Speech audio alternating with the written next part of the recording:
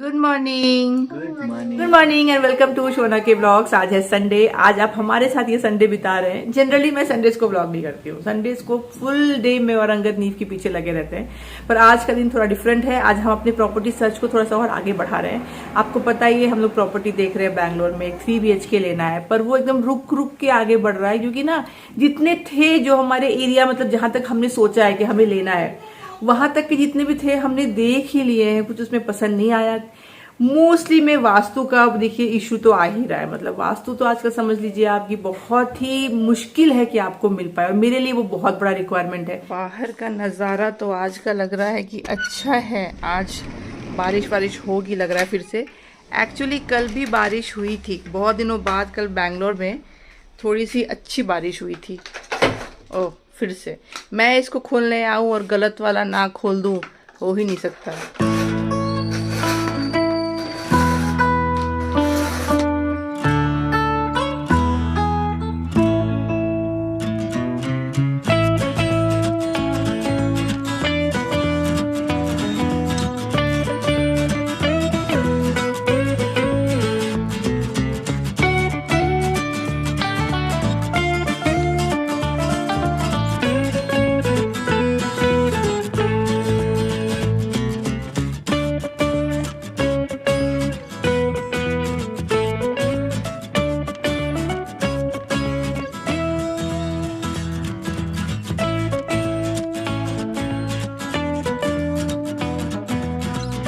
नाश्ता करते ही नीव और अंगद चले गए नीचे। नीव जाते जाते मुझे फरमाइश करके गया है, मम्मा मेरे लिए डोसा लेकर आना, तो थोड़ा देर खेल लेगा अंगद के साथ। और जाते जाते बोल रहा था कि क्या मेरे फ्रेंड्स आए होंगे। अब संडेज को ना आप प्रेडिक्ट नहीं कर सकते हो, क्योंकि जो नैनीज वाले बच्चे हैं, जो भी नीव के एज ग्रुप के हैं, जो पूरे वीक आते हैं खेलने, वो लोग संडेज को नहीं आते, क्योंकि पेरेंट्स नहीं लाते हैं, नैनीज की छुट्टी होती है। तो वो एज ग्रुप तो भूल जाओ संडेज को।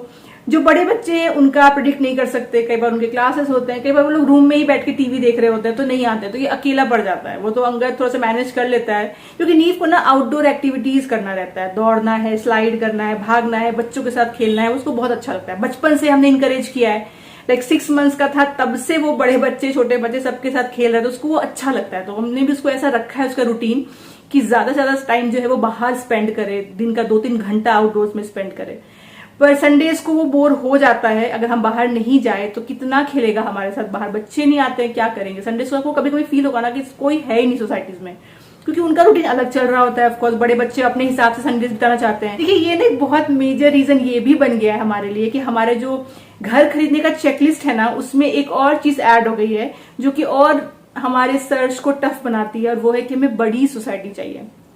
ये 3 एकड़ का है। 3, 4, 5, 6 एकड़ का जो सोसाइटीज मैंने देखा है ना, उसमें जगह नहीं होती है। मतलब बिल्डर्स ना फ्लैट भर देंगे, जो ओपन स्पेस है वो थोड़ा कम रहता है। तो फिर क्या होता है, यहाँ पे क्या होता है ना, कि आपने देखा ना, ओपन स्पेस बहुत कम है। सुंदर है सोसाइटी, मतलब जब हमने लिया था, मैंने और अंगद ने, तब तक हमारा प्लान नहीं था हम बच्चा करेंगे, कभी नहीं था। हम हमेशा चाइल्ड फ्री रहना चाहते थे। तो चाइल्ड फ्री जब रहना है, तो फिर क्या, मैं और अंगद है, तो हमारा था कि हमें नहीं चाहिए भैया उतना ओपन स्पेस, हमें नहीं चाहिए कि ऐसा क्लब हाउस हो, ऐसा ये हो। हमें था कि घर अच्छा हो, वास्तु वाला हो, सुंदर हो, लिविंग डाइनिंग बड़ा हो, किचन बड़ा हो, और हमें ठीक था, और हमारे बजट में आ जाए। ठीक है, मिल गया, सही था बिल्कुल, लोकेशन अच्छा है, सब कुछ अच्छा है। बेबी होने के बाद रियलाइज हुआ कि ओपन स्पेस की क्या कीमत है, कि बड़ा ग्राउंड हो, ज्यादा चीजें हो वहां पे, है ना। टीचर्स आए बाहर से, क्लासेस करवाए, बास्केटबॉल, स्विमिंग क्लासेस, अलग अलग क्लासेस होते हैं, जगह बहुत होती है, बच्चे ज्यादा होते हैं, कि इसकी रिक्वायरमेंट है। अभी इतना छोटा सा स्पेस है ना खेलने का, नीव छोटा है तो चलिए वहां चल जाता है, 2 झूले हैं बस। पर जो बच्चे बड़े हैं ना, उनको मैं देखती हूँ स्केटिंग कर रहे होते हैं, वहीं स्केट कर रहे होते हैं, तो उनको जगह चाहिए रहती है। मतलब बड़े बच्चों को थोड़ा सा ये एक रिक्वायरमेंट है कि 10 एकड़ से बड़ी प्रॉपर्टी ही लेनी है। वरना अगर सिर्फ सुंदरता की बात करें तो मुझे अपना सोसाइटी ना बहुत मस्त कोजी सा लगता है। आप देखो, मैं हमेशा बोलती हूँ ना कि इतने सारे प्लांटेशन है, इतना कितना अच्छा है। ये देखिए, इसकी वजह से ऐसा एक अलग सा ना, मतलब जान आ जाती है सोसाइटी में। क्या करें, अलग प्रायोरिटीज हो गए। जब लिया था तब तो यही बहुत बड़ी बात थी यार हमारे लिए। मतलब खुद का घर लिया था, अब देखो कितना सुंदर लगता है। खुद का घर लिया था, इतने कम एज में ले लिया था, शादी करने के 2 साल के अंदर ले लिया था, तो it was a very very big achievement for us. अरे पेड़ गिर गया यहाँ पे तो, ओहो, यहाँ से यही पेड़ है जो मेरे घर से दिखता है ना, बड़ा अच्छा। नीवू, अंकल उसको मेरी को राउंड करवा रहा है। नीवू, हेलो, क्या दिखाना है मम्मा को? चींटी का घर दिखाना है, दिखाओ दिखाओ। हमने बनाया चींटी वाला घर। तुम लोगों ने बनाया है? अच्छा, कहाँ बनाया है? नहीं वो चींटी का घर। अरे ये है चींटी का घर, पापा और नीबू ने बनाया? नहीं मैंने। तुरंत में नहीं नहीं मैंने। लीजिए जी, डोसा आ गया है। हवा, इसको मैंने स्वेटर पहना के भेजा था, पता है इतनी ठंडी हवा चल रही है, इतनी ठंडी हवा। और अभी चलिए धूप भी आ गया है। ये पत्ता कितना बड़ा है आप देखो। अभी मैं यहाँ से गुजर रही थी, मैंने देखा। एक्चुअली ये कल तक ना ऐसे बंद था, कल या परसों तक, तो फील नहीं हो रहा था। अभी देख रही हूँ तो पूरा खुल गया है। वैसे मैं आपको दिखाती हूँ कि हमारे सोसाइटी में क्या क्या था जब हमने ये घर लिया था ना, तो हमारे लिए तब हमारे चेकलिस्ट को ये पूरा कंप्लीट करता था। प्रॉपर्टी तो मैं आपको अपनी ऐसे दिखा रही हूँ मानो मैं इसको सेल पे डाल रही हूँ, पर ये दिखा रही हूँ बिकॉज ऑफ इमोशनल अटैचमेंट, पता है, क्योंकि इसी व्लॉग में शेयर तो किया है कि ये पूरा नहीं पड़ रहा है, अभी रिक्वायरमेंट्स चेंज हो गई है। तो पर ये एक टाइम पे तो यही हमारे लिए ड्रीम था, यही हमारे लिए बहुत इंपॉर्टेंट था, यही हमारे लिए बड़ी माइलस्टोन थी। तो अपने आप को ही जस्टिफाई कर रही हूँ कि एक्चुअली ये बहुत अच्छा है। ऐसा नहीं है, हमारे रिक्वायरमेंट चेंज हुई है, हमारा लाइफ चेंज हुआ है नीव के आने के बाद में, चीज़ें बदली हैं। पर इसका मतलब ये नहीं है कि जो हमारा था वो कम पड़ रहा है क्योंकि वो अच्छा नहीं है। वो तो अच्छा है ही है, बिल्कुल अच्छा है, बहुत ही प्यारा है ये। एक जो सबसे अच्छी चीज़ हमें लगी थी ना जब हम इसको बुक कर रहे थे ना, वो ये है कि इसमें स्विमिंग पूल भी है और क्लब हाउस भी है। जनरली ऐसे छोटे लेवल के सोसाइटीज़ में ना बिल्डर आपको ना अलग से क्लब हाउस नहीं देता है। यहाँ पे देखिए बास्केटबॉल खेलने के लिए भी जगह दी गई है, यहाँ पे बड़े बच्चे खेलते हैं। फिर यहाँ पे एम्पी थिएटर भी है और ये है मेरा फेवरेट पार्ट। अरे ये और घना हो गया, मैंने आपको कुछ महीने पहले दिखाया था, तब एटलीस्ट बंदी का फेस जो है दूर से दिखता था। अब तो ये इतना घना हो गया है कि उसका थोड़ा थोड़ा आँख ही दिख रहा है। ये देखो आप, एक तो ये स्पेस कितना अच्छा खेलने के लिए है, इसमें बच्चे खेलते रहते हैं। ये कितना अच्छा सा क्लब हाउस में स्पेस दिया और इसमें मेरी आवाज़ भी गूंज रही है। कभी कभी हम लोग जब बारिश होता है ना तब नीव को यहाँ पे खिला लेते हैं। उसके बाद देखो अब यहाँ पे पार्टी हॉल है जहाँ पे क्लासेस वगैरह भी होते हैं बच्चे के, डांस वगैरह के, लोग अपने बर्थडे इवेंट्स करते हैं। पूरा यहाँ पे देखो चेयर वगैरह, गणपति हर साल यहाँ पे होता है।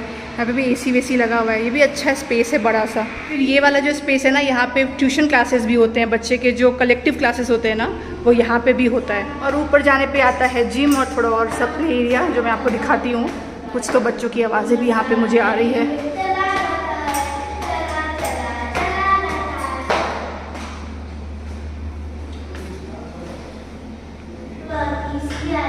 फिर यहाँ पे एक और खेलने के लिए है और यहाँ से व्यू भी बड़ा अच्छा लगता है। यहाँ से आपको डायरेक्टली सोसाइटी का व्यू आता है। अगेन ग्रीनरी ग्रीनरी ग्रीनरी हर जगह। उस टाइम पे जब हमने ये बुक किया था 2014 में बुक किया था, सोचिए 2014 में ये हमने बुक किया था। भूमि पूजन जस्ट बिल्डर ने इस अपार्टमेंट का किया था। सोचिए जस्ट भूमि पूजन हुई थी, मतलब खुदाई भी नहीं हुई थी। भूमि पूजन होने के 2 दिन के बाद हमने बुक किया था, सोचिए कितना अर्ली।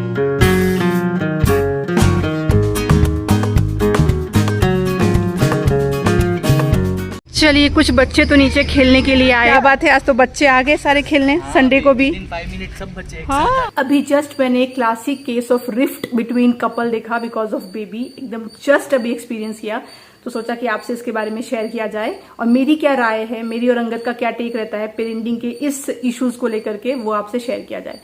तो अभी क्या हुआ ना, नीव तो खेल ही रहा था सैंड में। आपने देखा नीव और उसका फ्रेंड है गुड्डू, वो लोग खेल रहे थे। नीव को 6 महीने का था ना, तब से ही हम लोग सैंड में खेलने देते हैं, कभी मना नहीं किया। रोज खेलता है वो, कई बार गंदा होकर आता है फिर नहाता है, वो रोज का है उसका, ठीक है। तो नीव लोग इधर खेल रहे थे जहां पे मेरी गो राउंड है, वहां पे भी मैंने देखा कि 2-3 बच्चे दौड़ के आए सामने ही, मतलब नीव खेल ही रहा था तभी वो लोग कहीं से दौड़ कर आए और वो लोग भी सैंड में खेलने लगे उस तरफ में। और उनमें से एक बच्चा है नीव से थोड़ा सा बड़ा है एक्चुअली, वो उसके पापा भी साथ में पीछे पीछे से आए, तो वो भी मतलब मॉनिटर कर रहे थे, उसका बच्चा खेल रहा था।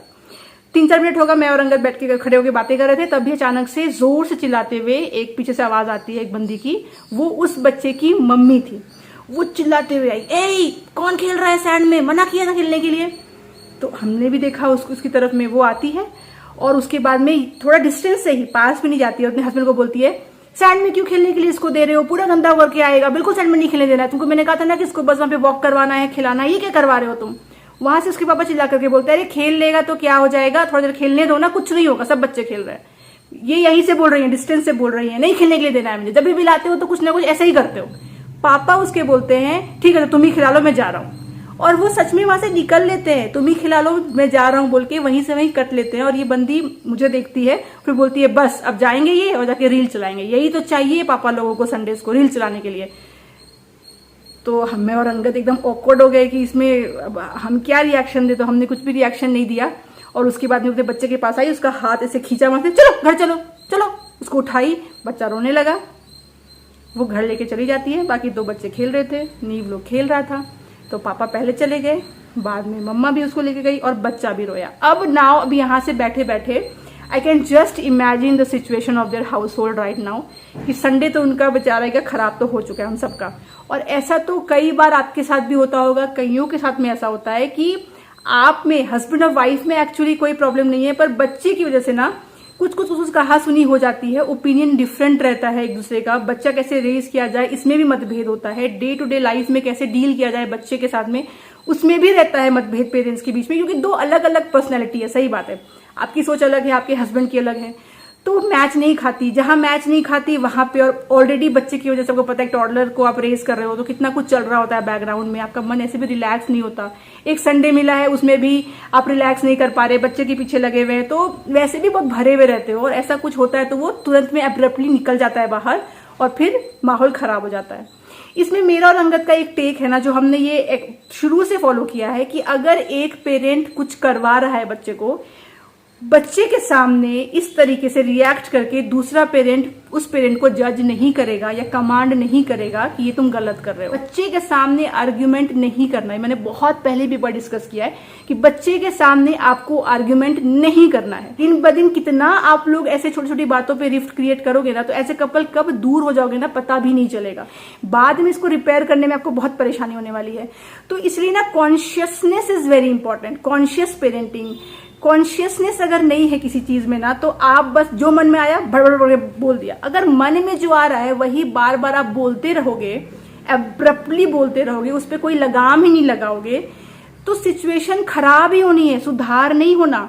अगर आपको नहीं चाहिए कि आपका बच्चा मिट्टी छुए और आपके हस्बैंड ऐसा करवा रहे हैं, तो और आपने रिएक्ट कर दिया, इससे क्या हो जाएगा? इससे क्या, वो गिल्टी फील हो के आपको सॉरी बोल देंगे, दोबारा नहीं करेंगे, कोई गारंटी नहीं है दोबारा नहीं करेंगे, क्योंकि उनका अगर स्टाइल ऑफ पेरेंटिंग यही है कि बच्चे को भैया रफ एंड टफ बनाओ, तो वो तो फिर से करेंगे, फिर अटेम्प्ट करेंगे। तो सॉल्यूशन तो ऐसे नहीं मिलने वाला है। या तो प्यार से बाद में डिस्कस कर लो कि मैं नहीं चाहती हूं कि तुम उसको मिट्टी में खिलाओ, या जो भी एग्जाम्पल ले लो आप, सेफ नहीं लगता है मुझे, तो भी कुछ साल ये नहीं करते। इत्मीनान से अच्छे मोमेंट में अगर आपने एक्सप्रेस कर दिया, सामने वाला समझ जाएगा, पर रिएक्ट करने से नहीं होगा। पर I agree, having said all of this things, I agree कि मदर्स के लिए थोड़ा मुश्किल हो जाता है हमेशा कंट्रोल कर पाना, the way they express, the way they talk, the way they feel about the situation, because postmortem can last for years. मैं कभी नहीं मानती हूँ कि पोस्टमार्टम 2 साल का होता है, 6 महीने का होता है। It can also last for 5 years.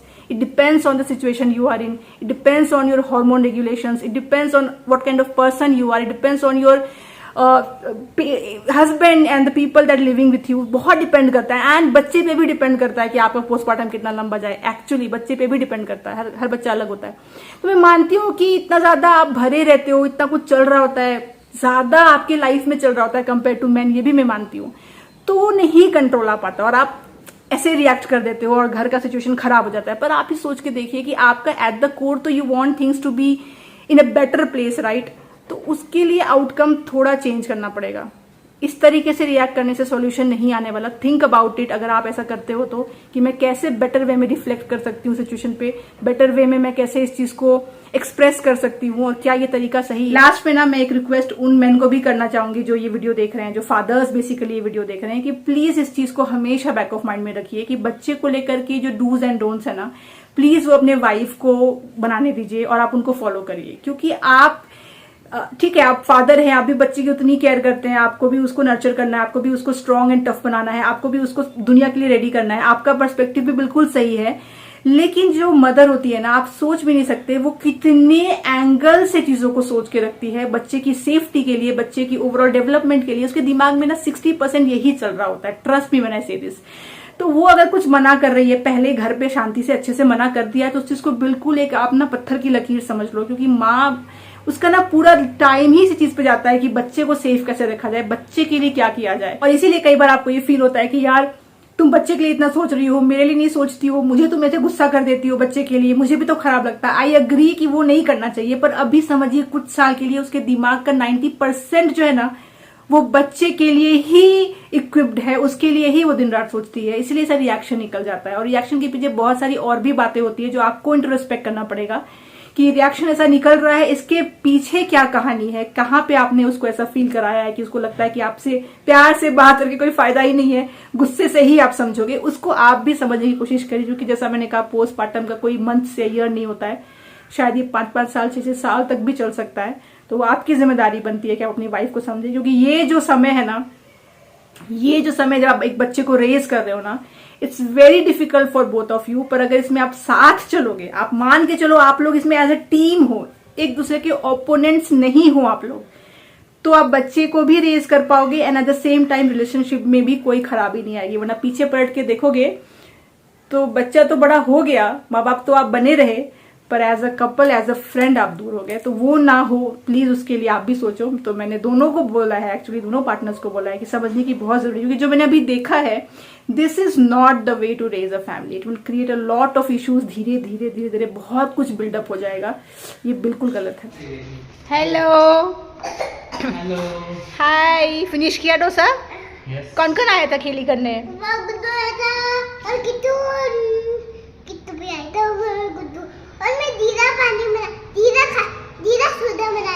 जीरा सोडा अंकल कैसा था जीरा सोडा? उसको मैं पिया नहीं, उसको मैं बालू डाल के उसको मैं देखा।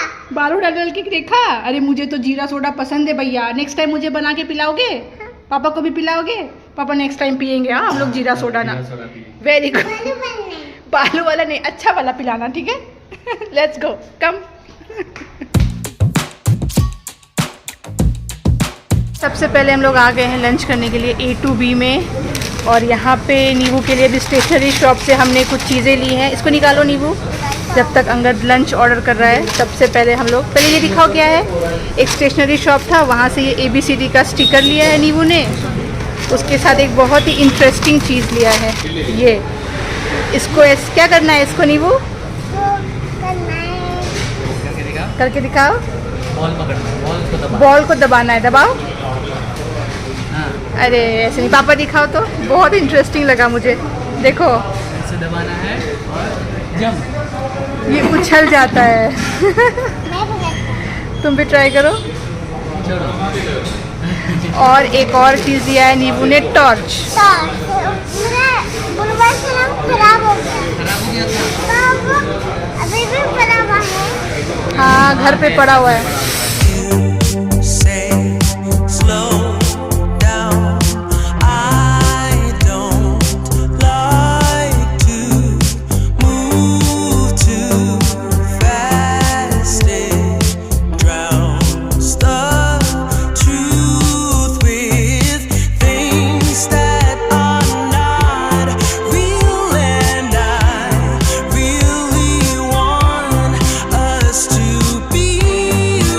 चलिए पहुंच गए हम लोग जहाँ पे आना था। बेस्ट पार्ट ये है ना इस अपार्टमेंट की, ये महिंद्रा ब्लॉसम आए हम लोग, ये बिल्कुल मेट्रो के सामने है अंकल। स्टेशन देखो, एकदम लिटरली, मतलब ये रहा अपार्टमेंट और ये रहा मेट्रो स्टेशन। तो ये चीज़ हमें बड़ी अच्छी लगी। और एरिया तो वाइट फील्ड है ही, IT पार्क्स के बीच में है, यहीं से एंट्री है। आप देख रहे हो, मतलब आपका घर अगर ये है, आप यहाँ से निकलोगे, वो रहा होप फार्म का मेट्रो स्टेशन। एंट्री ये नहीं है? नहीं ये एंट्री नहीं लग रही, ये तो सीधा उसका साइट एरिया है। आई थिंक वो रहा। स्टेशन के पीछे ही है। अभी देखते हैं इसका क्या प्राइसिंग है। जितना बताया है चैनल पार्टनर ने वो तो कम ही बताया है, उन लोगों ने बेस बताया रहता है ना, फिर उसमें मिर्च मसाला लगाते लगाते। अरे यार ये देखो, ये रहा मेट्रो, ये रहा अपार्टमेंट। माय गॉड अंगद, ये साथ में हो गया। आप देख लो, लोकेशन तो यहाँ से निकलना है, इधर मेट्रो आना है, यहाँ से निकलना है, इधर मेट्रो आना है। पर जाएंगे कहाँ मेट्रो लेके, वो अलग बात है। हाँ। जाएंगे कहाँ? MG रोड, जो हम कभी जाते ही नहीं है। बट चलिए, location is very very nice. थोड़ी सी छोटी ये प्रॉपर्टी है, मतलब बहुत एकड़ में नहीं है, पर ठीक ठाक है। पर because of connectivity and location हम देखने आए हैं। देखते हैं। नींव सो चुका है, खाना खा के निकले हम लोग, तुरंत वो सो गया। आने में लगा हमें यहाँ से, मतलब जहाँ पे खाना खाया ना A2B में, वहां से 35 मिनट का रास्ता था, उतना ही। तो नींद तो पूरा नहीं हुआ होगा। देखते हैं मॉडल फ्लैट देखने देता भी है कि नहीं, ढंग से बात करने देता है कि नहीं ढंग से। कई बार नींद से उठता है तो क्रैंकी हो जाता है। एनीवेज लोकेशन, मतलब ओ माय गॉड, दिख रहा था मैप में कि मेट्रो के एकदम पास में ही है, सामने है, पर इतना सामने की बस एक वॉल ही, बस वॉल शेयर नहीं हुआ है, उतना ही है, पर सामने है। तो ये क्या होता है ना, आपके लिए कनेक्टिविटी का एक फ़ायदा हो जाता है। वैसे ऑफिसेस वगैरह जाने के लिए मेट्रो से जाने की ज़रूरत है नहीं, पर फिर भी और कल हो के आप अगर सेल करते हो, इन्वेस्टमेंट के लिए लेते हो तो भी बहुत वैल्यू बढ़ जाती है कि भाई मेट्रो के एकदम बाजू में है। जैसे दिल्ली में तो बहुत बहुत ज़्यादा दाम बढ़ता है अगर आप मेट्रो के पास लेते हो तो। खैर ये तो एक बात हो गई। अब है वास्तु, अब है कैसा है लेआउट, अब है कैसा है प्राइसिंग और कैसा क्या है वो भी देखना पड़ेगा। चलिए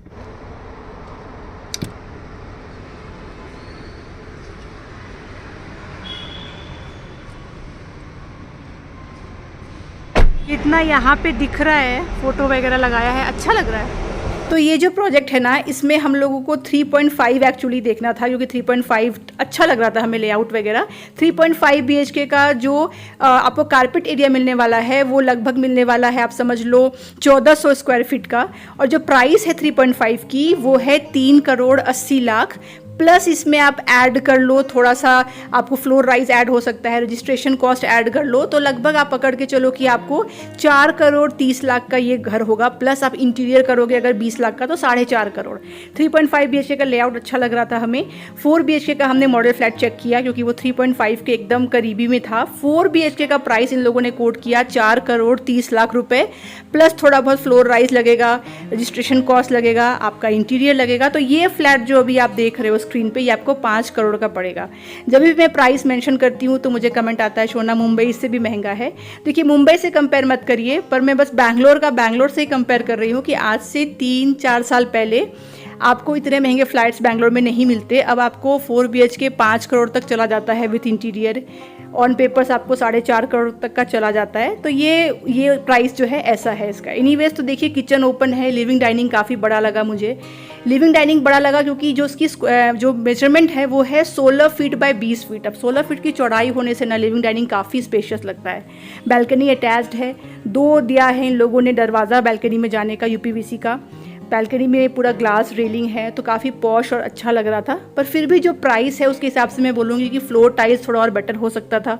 बैल्कनी की चौड़ाई थोड़ी और हो सकती थी, क्योंकि आजकल मैं देख रही हूँ बैंगलोर में थोड़ा चौड़ा बैल्कनी का ट्रेंड चल रहा है। ये थोड़ा सा मुझे नैरो लगा, पर लंबा है बैल्कनी, उसमें कोई दिक्कत नहीं है। और 2 एंट्री है तो वो भी काफ़ी अच्छा सा लग रहा था। और ओपन किचन है वो तो मुझे पसंद है ही। देखिए यहाँ से कितना सुंदर लग रहा है ये लेआउट, पूरा किचन का भी आ रहा है यहाँ से व्यू। एनीवेज किचन के बगल में इन लोगों ने स्पेस दे रखा है निश, यहाँ पे आप बना सकते हो पूजा यूनिट या बार एरिया या फिर वॉश बेसिन एरिया। मैं तो पूजा यूनिट प्रेफर नहीं करूँगी क्योंकि वॉल जो है वो वॉशरूम से यहाँ पे शेयर हो रहा है। पर हाँ, आप किसी और तरीके से डेफिनेटली उसको यूज़ कर सकते हो क्योंकि निश बना हुआ है।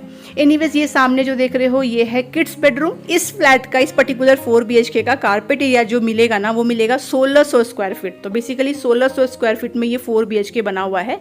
यहाँ पे आ जाता है second bedroom with attached washroom. Washroom का साइज़ भी डिसेंट है और ये जो बेडरूम था इसका साइज़ भी अच्छा लगा। किड्स बेडरूम का साइज़ थोड़ा सा छोटा लगा मुझे, 2-3 फीट और ज़्यादा होता तो बेटर होता, वो थोड़ा सा मुझे क्रैम्ड लगा। पर ऑफकोर्स 1600 स्क्वायर फीट में अगर 4 BHK बना रखा है, उस पर से लिविंग डाइनिंग भी काफ़ी बड़ा है, तो कहीं ना कहीं तो कॉम्पेंसेट होगा ही। पर सबसे अच्छी बात जो लगी ना वो इसका मास्टर बेडरूम लगा। देखिए मास्टर बेडरूम घुसते हुए एक फोये आता है तो वो भी अच्छा लगा, प्लस वॉक इन वार्डरोब है जिसमें कि आप एक फुल लेंथ मिरर बना लो, फिर भी वार्डरोब के लिए स्पेस बहुत अच्छा है, फिर वहाँ पे एक वॉशरूम भी अटैच्ड है। आजकल सभी बिल्डर्स जो है ना वो मास्टर बेडरूम में देते ही हैं। बैंगलोर में ट्रेंड हो गया है कि आपको मिल जाएगा वॉक इन वार्डरोब, जो कि बहुत ही सुंदर और बहुत ही मॉडर्न लगता है। उसकी वजह से बेडरूम बड़ा लगता है, क्योंकि वार्डरोब तो अलग हो गया, तो बेडरूम में सिर्फ बेड लगाना है आपको, तो बेडरूम भी बड़ा लगता है। यहाँ बेस्ट पार्ट क्या था ना, क्रॉस वेंटिलेशन बड़ा अच्छा लगा मुझे। एक तरफ विंडो है, एक तरफ में बैल्कनी का दरवाज़ा है, तो सोचिए कितनी अच्छी हवा आएगी और कितना अच्छा लगेगा। अगर आपने हाई राइज में ले रखा है, लाइक 10 फ्लोर पे है, आपका घर 15वां फ्लोर पे है, तो बहुत अच्छी रोशनी और बहुत अच्छी हवा आने वाली है। प्लस अटैच्ड बैल्कनी है, वो भी साइज़ डिसेंट लगा मुझे। तो मास्टर बेडरूम और लिविंग डाइनिंग मुझे बहुत पसंद आया। बाकी रूम्स थोड़े छोटे लगे, किचन जो है वो डिसेंट लगा, यूटिलिटी भी डिसेंट लगा, तो ओवरऑल अच्छा है। थोड़ा सा बस ये फ्लोर टाइल्स और प्रीमियम हो सकता था और बाथरूम के टाइल्स भी थोड़े और प्रीमियम हो सकते थे, जिस हिसाब से प्राइस रखा है उस हिसाब से। एनीवेज ये जो सामने में आप देख रहे हो दरवाज़ा, ये हो गया एक और रूम का, जो कि आपका गेस्ट बेडरूम हो सकता है। इसमें अटैच्ड वॉशरूम भी है और इस बेडरूम का साइज़ अगेन डिसेंट लगा मुझे, गेस्ट बेडरूम के हिसाब से अच्छा है। तो ये जो है कॉन्सेप्ट भी अच्छा है, बटरफ्लाई कॉन्सेप्ट वाला फ्लैट है कि एक रूम एक तरफ है, बाकी रूम एक तरफ है, फिर भी घर में प्राइवेसी रहेगी आपकी, क्योंकि आपका रूम, बच्चों का रूम जो है एक तरफ है, गेस्ट बेडरूम एक तरफ है। फोयर स्पेस भी अच्छा लगा मुझे। तो ओवरऑल ये अच्छा लेआउट है, अच्छा है और लोकेशन भी अच्छा है। और प्राइस तो खैर कुछ कह नहीं सकते क्योंकि सबका ही दाम आजकल इतना है, तो उस पर तो जज नहीं कर सकते बैंगलोर को। पर लगभग 4 करोड़ में 3.5 BHK पड़ेगा आपको विथ रजिस्ट्रेशन, ये मान के चलना पड़ेगा। पोजीशन मिलेगा आपको 2030 में, तो अभी टाइम है। एनीवेज इसके बाद हम मॉल आ गए नीव को लेकर के। बहुत टाइम से उसको प्ले एरिया लेकर नहीं आए थे, बॉल पिट वाला एरिया, तो उसको बहुत मन था। और इस वाले प्रॉपर्टी के 3 किलोमीटर के ही डिस्टेंस पे ये मॉल था, तो हम लोग यहाँ पे नीव को लेकर आ गए। यहाँ पे नीव ने खूब मस्ती करी। 2 घंटे का स्लॉट होता है, 2 घंटे पूरा उसने खेला। फिर हमने यहीं पे किया डिनर और बाद में हम घर वापस आ गए। तो यही था हमारा संडे। आई होप आपको अच्छा लगा होगा।